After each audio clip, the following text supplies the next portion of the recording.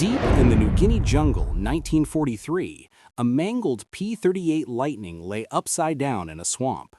The pilot had escaped, but the aircraft was a total loss. At least, that's what everyone thought. Then Staff Sergeant Jake McKinley arrived with nothing but a toolbox, 3 local helpers, and an idea so crazy his commanding officer tried to stop him. What happened next violated every regulation in the Army Air Force's manual and created a legend that would inspire recovery operations for the next 80 years. This is the true story of the mechanic who refused to let the jungle win.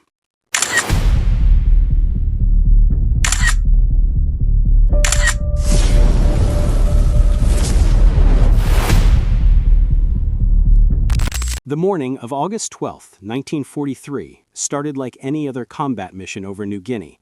Lieutenant Robert "Bobby" Halloran lifted his P-38 Lightning off the pierced steel planking of Henderson Field, climbing through tropical clouds toward another bomber escort mission. The Lockheed P-38 Lightning was one of the most distinctive aircraft of World War II. With its twin-boom design and central nacelle, it was unmistakable. Each aircraft cost approximately $97,000 in 1943 currency, equivalent to over $1.7 million today. More importantly, every P-38 lost meant one less long-range fighter protecting bomber formations over the vast Pacific. Halloran's mission went smoothly until the return leg. At 14,000 feet, roughly 40 miles from base, his left Allison V-1710 engine began trailing black smoke. The technical report would later cite a failed oil line, but in the moment, Halloran had seconds to react. "Left engine seizing up," he radioed to his flight leader. "I'm losing altitude fast." The P-38's twin-engine configuration provided a safety margin. Pilots could theoretically fly home on one engine, but Halloran's aircraft had other problems. The propeller on the dead engine refused to feather, creating massive drag. His altitude bled away at 800 feet per minute. Below stretched unbroken jungle canopy. The New Guinea interior was among the most hostile terrain on Earth. Dense rainforest, mountains reaching 13,000 feet, and virtually no clearings.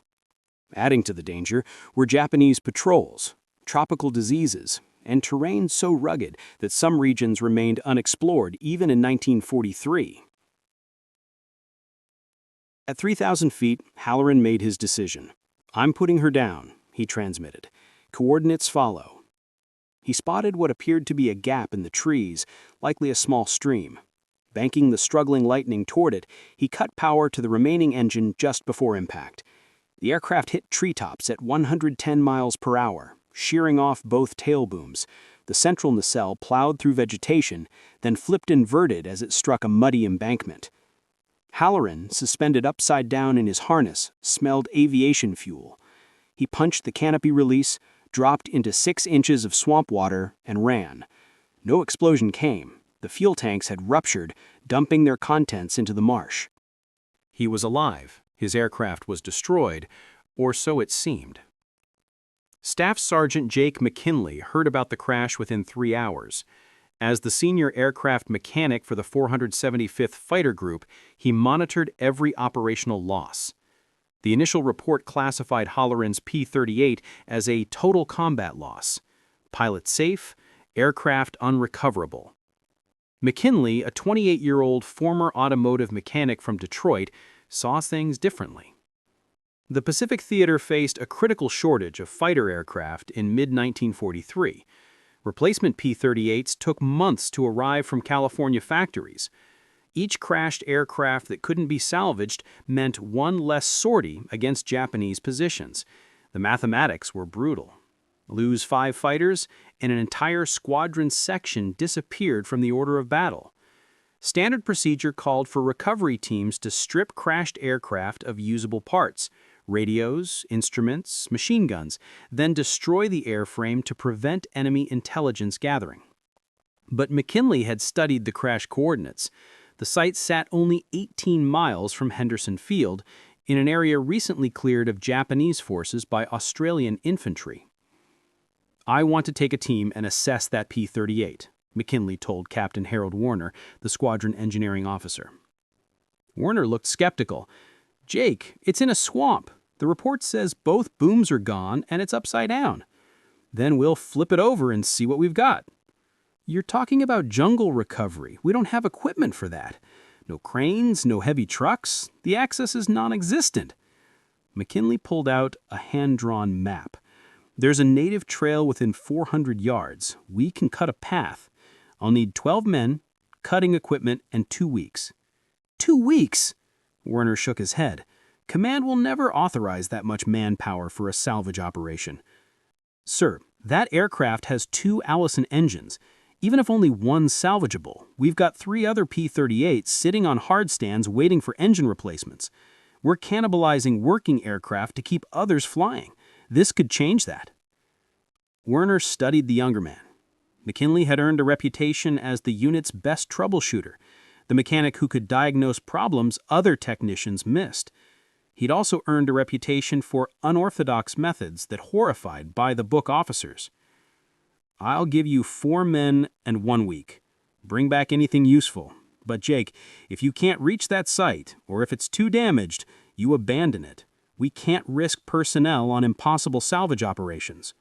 McKinley grinned. "Understood, sir. 1 week." What Werner didn't know was that McKinley had already recruited his team. Corporal Tony Chen, an engineering specialist, Private First Class Eddie Morrison, a welder who could work miracles with damaged metal, Sergeant Louis Vargas, who'd worked on farm equipment before the war and understood improvised repairs, and McKinley had already made contact with a local village elder named Coro, who'd agreed to provide native guides and laborers. The official mission was salvage recovery. McKinley's actual plan was far more ambitious. He intended to rebuild that P-38 and fly it out of the jungle. The recovery team departed Henderson Field at dawn on August 15th, 3 days after the crash.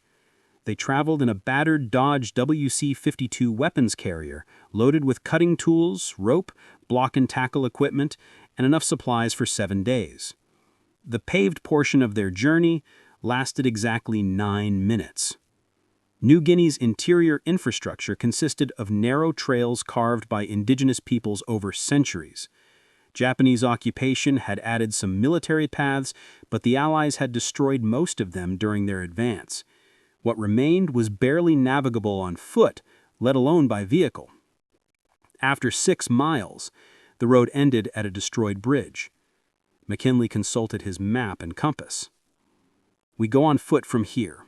Coro's village is 3 miles that way." The jungle closed around them immediately. New Guinea's rainforest was unlike anything the American mechanics had experienced. Trees soared 150 feet overhead, their canopies so dense that ground level remained in perpetual twilight. Humidity approached 100%.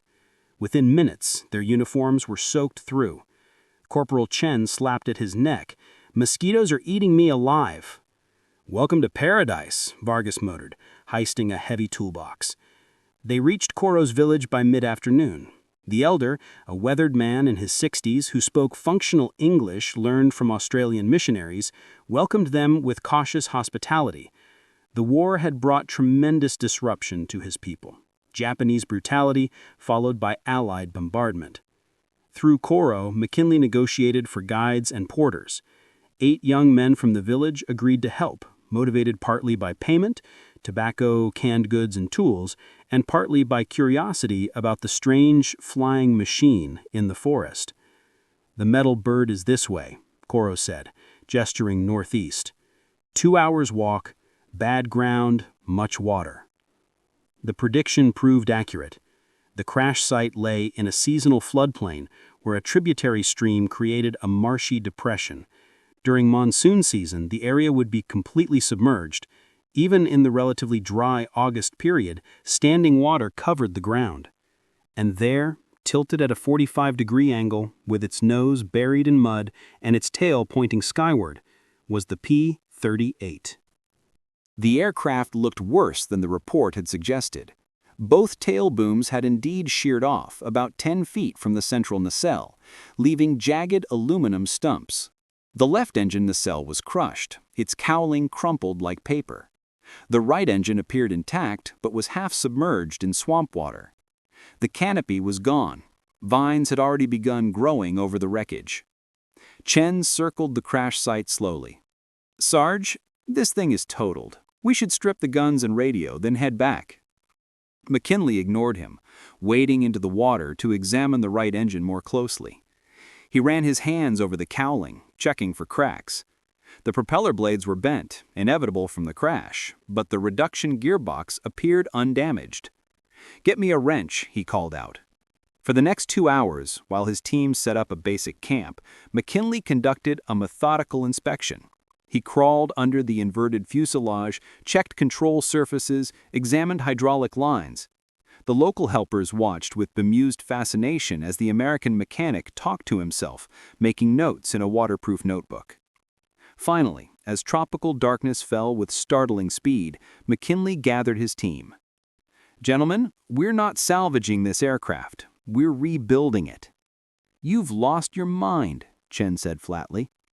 They sat around a campfire, the wrecked P-38 a dark silhouette 30 yards away. Jungle sounds surrounded them. Insects, distant bird calls, the occasional splash of something moving through water. McKinley spread his notes on a tarp.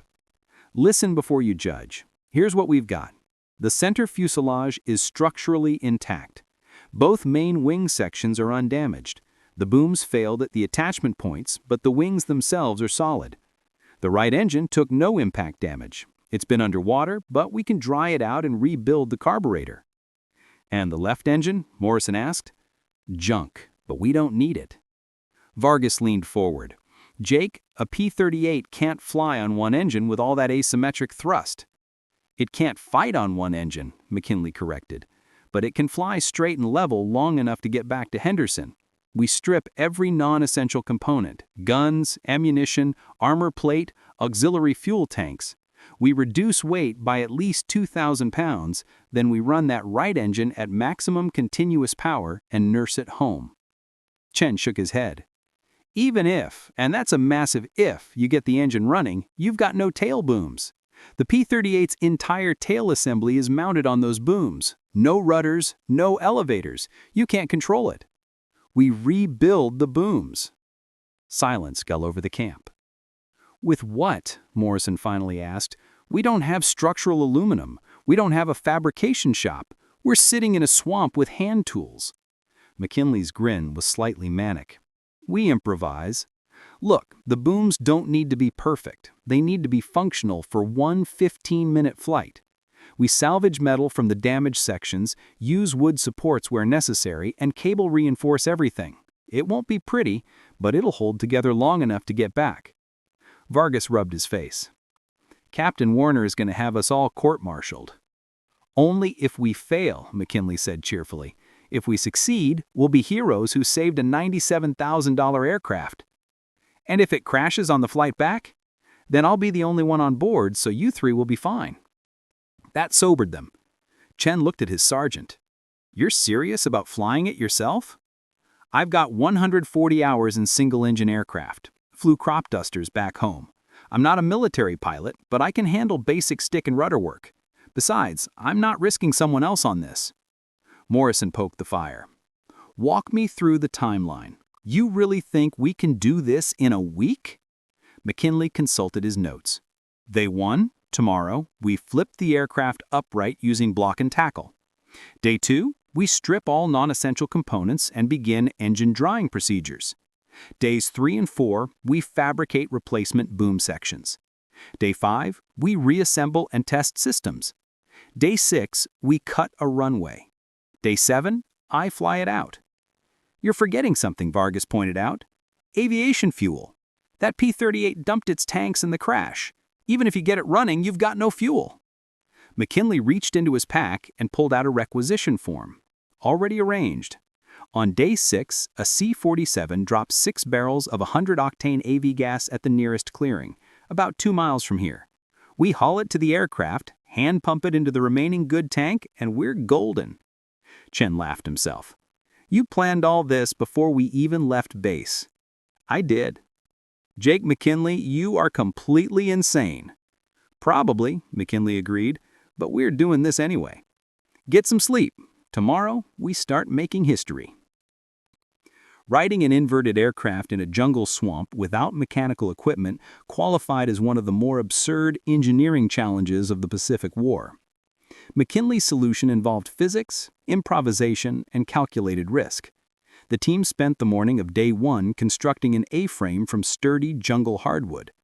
The local helpers, experienced in traditional construction techniques, proved invaluable.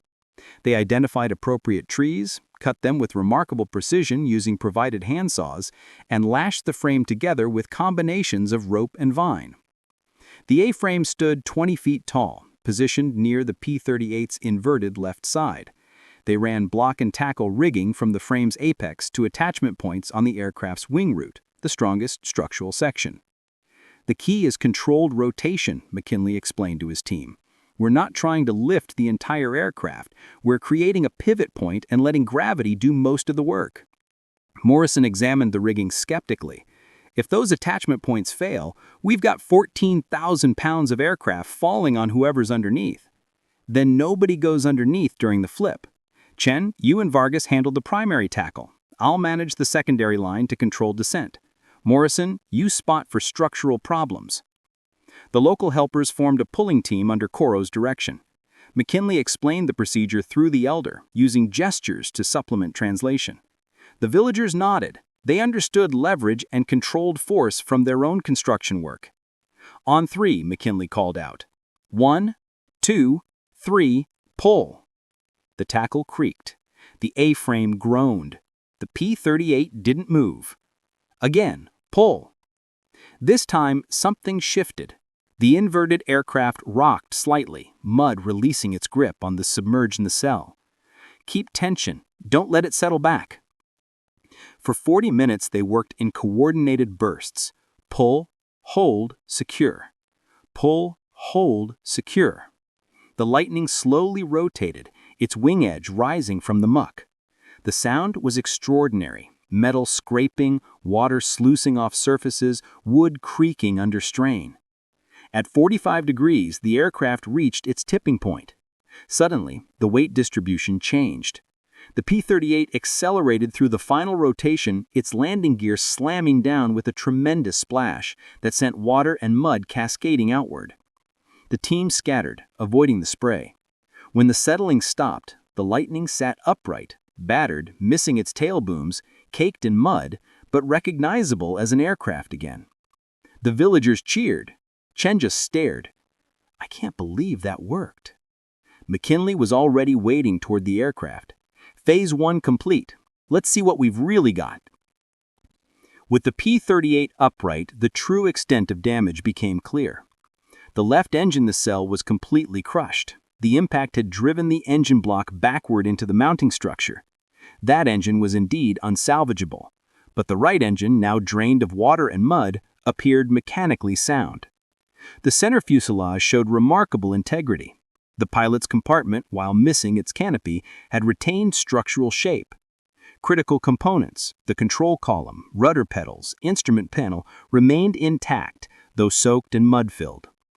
The wings were the pleasant surprise. Despite the violent crash, both main wing sections showed no cracks or wrinkles in their aluminum skin. The P-38's robust construction had protected its primary lifting surfaces.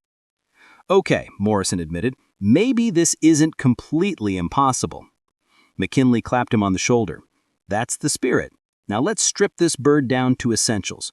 We've got 6 days to turn a crashed aircraft into a flying machine.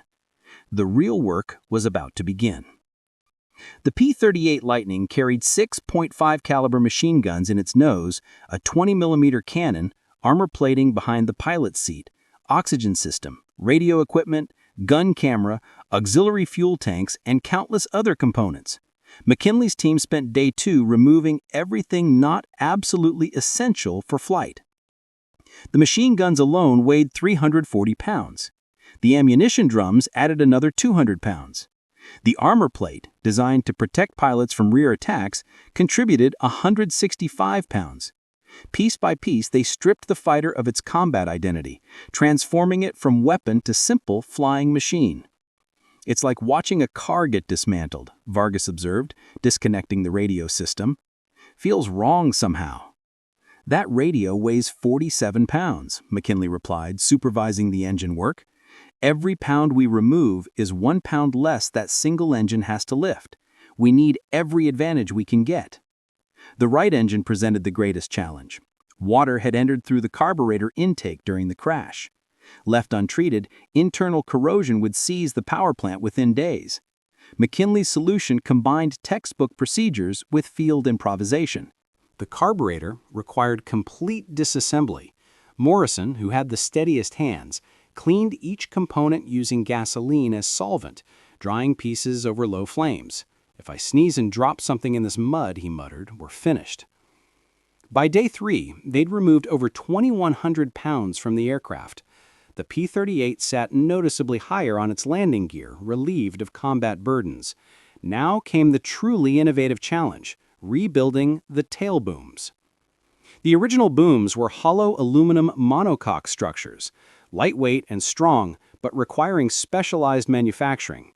McKinley had neither the materials nor equipment to replicate them. His alternative design blended salvaged metal with jungle resources.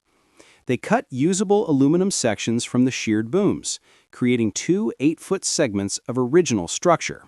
For the remaining length needed to reach the tail surfaces, McKinley designed wooden extensions using hardwood beams carved by the village helpers.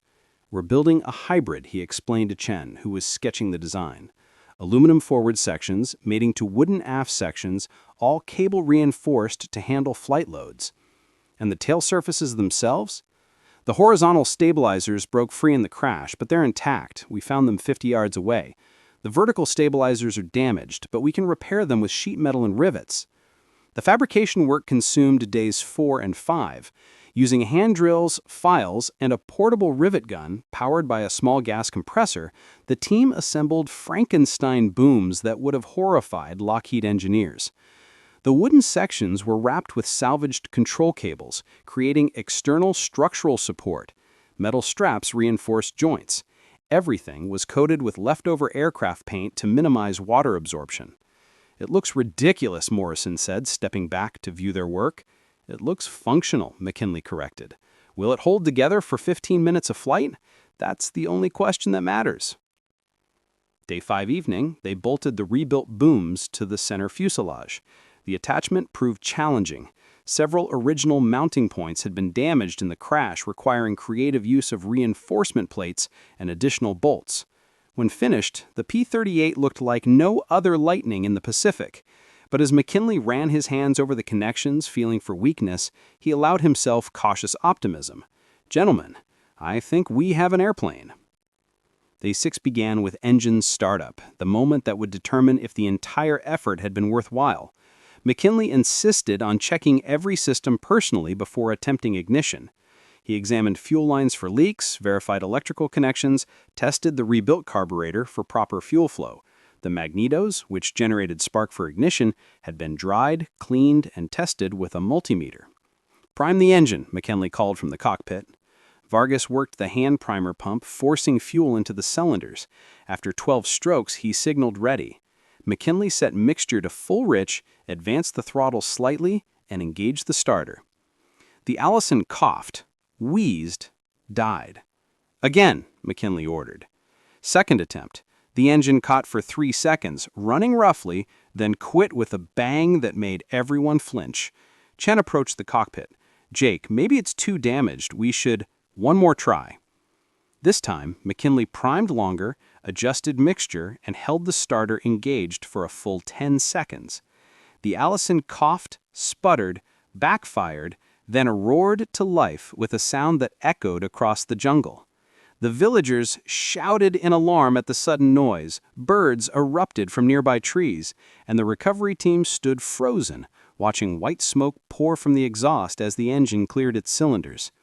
McKinley let it warm up for 5 minutes, monitoring temperatures and pressures. Oil pressure, good. Coolant temperature, rising normally. The engine ran rough, understandable given its ordeal, but it ran. He throttled up slightly.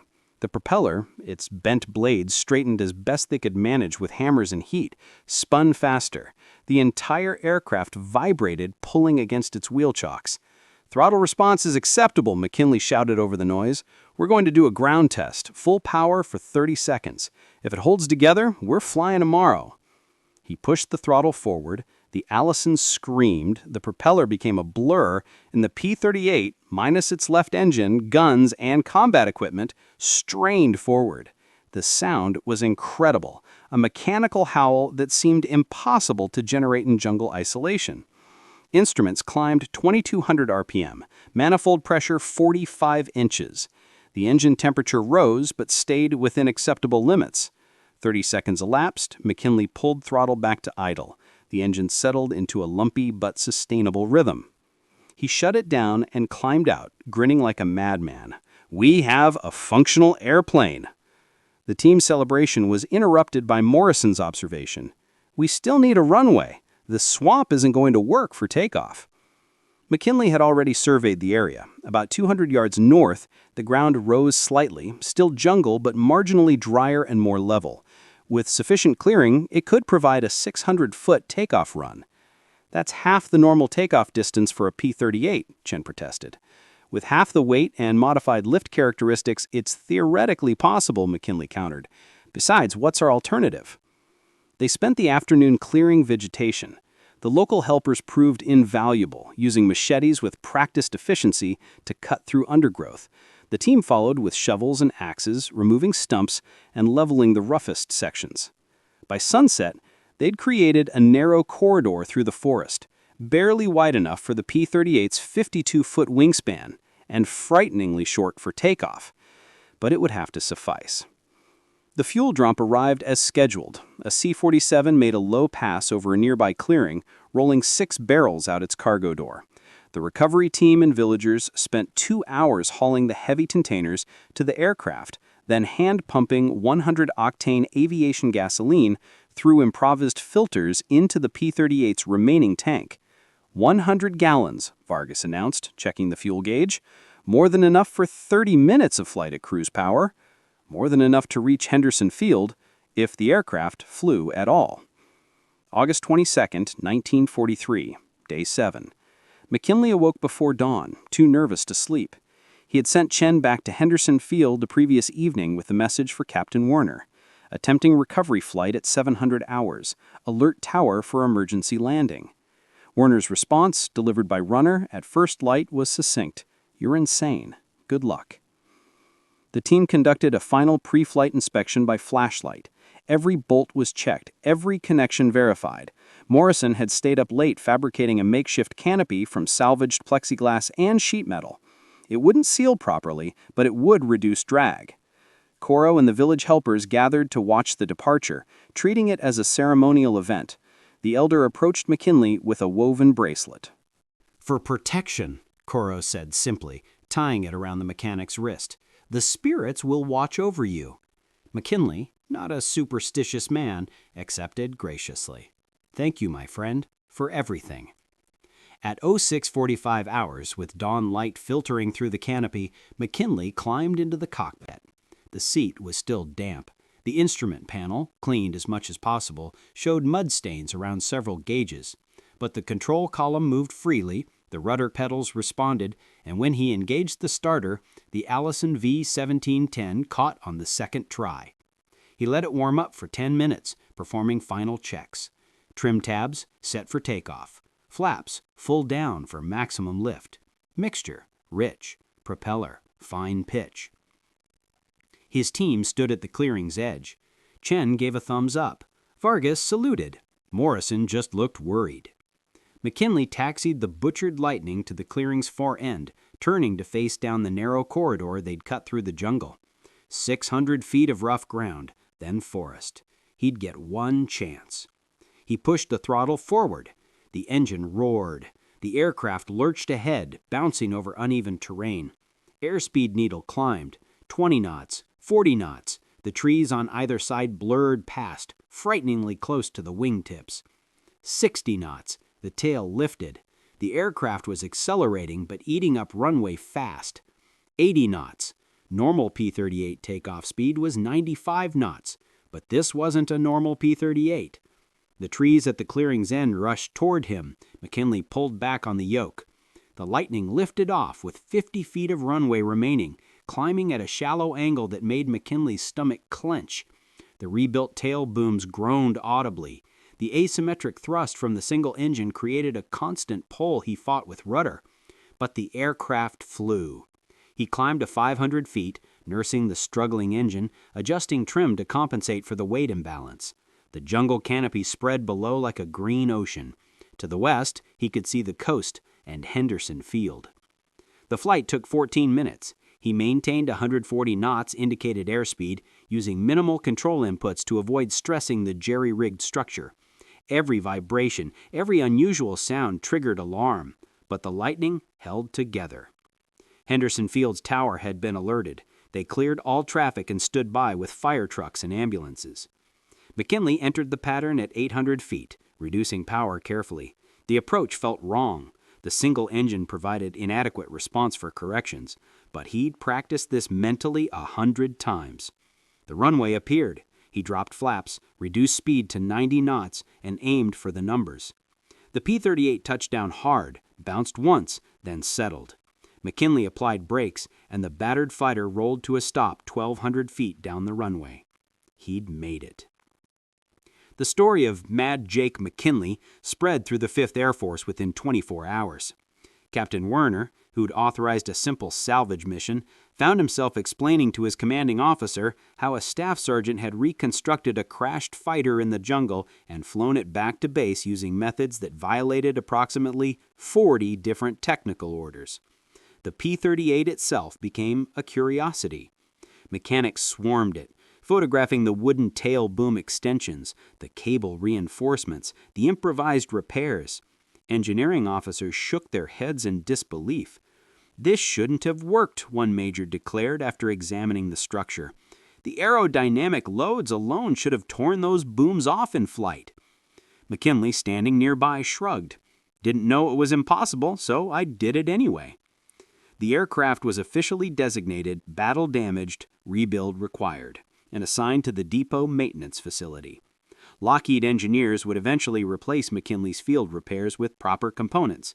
But for 3 days, before it was dismantled for proper restoration, that hybrid P-38 sat on Henderson Field's ramp, proof that determination and skill could overcome seemingly impossible obstacles. Lieutenant Halloran, the pilot who'd crashed the Lightning, visited McKinley in the maintenance hangar. "He heard you brought my bird back," Halloran said. "Wasn't quite the same bird when I finished with it," McKinley admitted. "Still, that took guts. Flying something you rebuilt with hand tools and jungle wood?" Halloran extended his hand. "Thank you." The recovery mission's success had broader implications. McKinley's team had documented their procedures extensively. Chen's sketches and notes formed the basis for new field recovery protocols. The 5th Air Force established specialized salvage teams trained in improvised repair techniques who would recover dozens of damaged aircraft over the next 2 years. The wooden tail boom concept, while never officially adopted, inspired creative solutions to combat damage throughout the Pacific theater. Mechanics facing impossible repair situations remembered that a Detroit sergeant had rebuilt a P-38 in a swamp and found courage to attempt their own improvised solutions. McKinley himself received a commendation for initiative and technical skill beyond normal expectations. He was offered a commission as a technical officer, but declined, preferring to remain a working mechanic. "Officers do paperwork," he explained to Werner. "I'd rather fix airplanes." The villagers who'd helped received official recognition from the Allied command, along with supplies and tools. Coro, in a letter transcribed by a missionary, expressed pride that his people had contributed to the metal bird's resurrection. The recovered P-38 eventually returned to service in early 1944 after complete depot-level reconstruction. It flew 37 more combat missions before being damaged beyond repair in a landing accident, a respectable career for an aircraft that had once sat inverted in a jungle swamp. Modern aircraft recovery operations employ sophisticated equipment, heavy lift helicopters, mobile cranes, and modular repair facilities. Yet the fundamental principle McKinley demonstrated remains relevant: that skilled personnel, given adequate time and determination, can accomplish extraordinary repairs under adverse conditions. The wrist bracelet from Coro remained tied in place for the rest of his Pacific service. When asked about it, he'd simply say, "Reminder that sometimes the impossible just takes a little longer."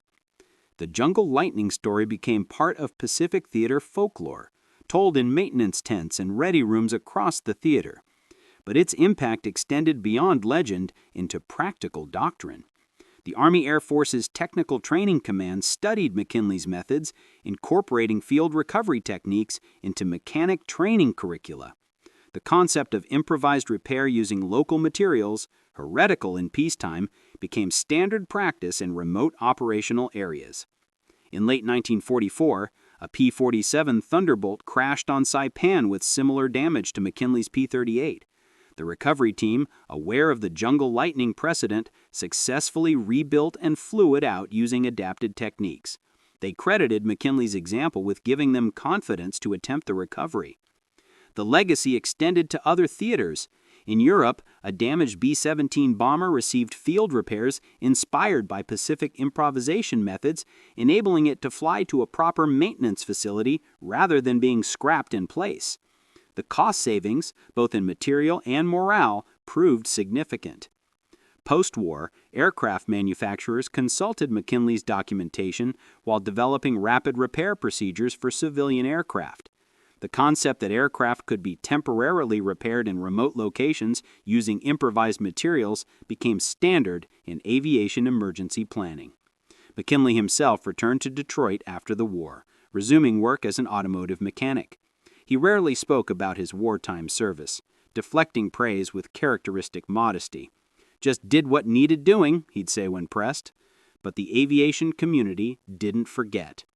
In 1968, the Society of Automotive Engineers invited McKinley to present at their annual conference. His lecture, Field Engineering Under Combat Conditions, drew standing room-only attendance. Young engineers listened in fascination as the 53-year-old mechanic described jungle recovery operations with the same matter-of-fact tone he'd used 25 years earlier. The key, he told the audience, was understanding what's actually critical versus what's merely preferred. We're trained to follow procedures, use proper materials, meet specifications. But in the field, you strip problems down to fundamental requirements. Does it need to fly once or fly forever? Does it need to be pretty or just functional? Answer those questions honestly, and solutions appear. The presentation inspired a generation of engineers to think beyond textbook solutions. Several attendees would go on to careers in aerospace, citing McKinley's lecture as their introduction to creative problem-solving under constraints. In 1975, the Smithsonian's National Air and Space Museum requested McKinley's participation in an oral history project documenting Pacific War aviation maintenance. The resulting interviews, preserved in the museum's archives, provide detailed technical descriptions of the P-38 recovery that continued to fascinate historians and engineers. Chen, Vargas, and Morrison all remained in contact with McKinley through the decades. They held annual reunions, gathering to reminisce about their week in the New Guinea jungle. The four men who had accomplished something extraordinary under impossible conditions formed a bond that lasted their lifetimes. Morrison, who became an aeronautical engineer after the war, framed one of Chen's original sketches of the wooden tailboom design. It hung in his office for 40 years, a reminder that innovation often emerges from necessity rather than laboratory conditions. Lieutenant Halloran, the pilot whose crash initiated the entire saga, flew commercially after the war. He kept a photograph of the rebuilt P-38 in his flight bag throughout his 30-year airline career.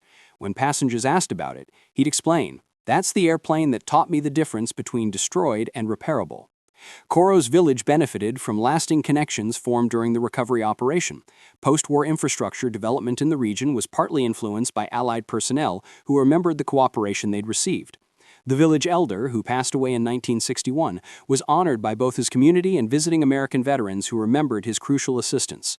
The actual P-38, after its complete rebuild and subsequent combat service, was eventually scrapped in 1945 as part of post-war demobilization. No physical trace remains of the aircraft itself, but photographs survive, grainy black and white images showing a Lightning with mismatched tail booms sitting on Henderson Field's ramp, evidence of an impossible achievement. Modern aircraft recovery operations employ sophisticated equipment, heavy-lift helicopters, mobile cranes, modular repair facilities, yet the fundamental principle McKinley demonstrated remains relevant, that skilled personnel, given adequate time and determination, can accomplish extraordinary repairs under adverse conditions. The U.S. Air Force maintenance career field still includes case studies of the Jungle Lightning in its advanced technical training. The lesson isn't about wooden tail booms or single-engine P-38 operations.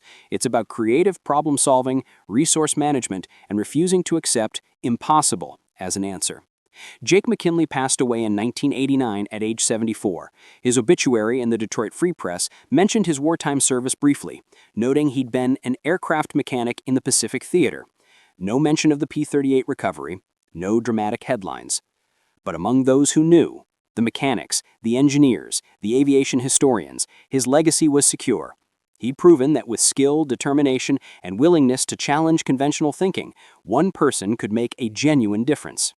The wrist bracelet from Coro, carefully preserved by McKinley's family, was donated to the National Museum of the Pacific War in 2003. It sits in their archives, accompanied by a note in McKinley's handwriting, reminder that help comes from unexpected places and miracles happen when good people work together.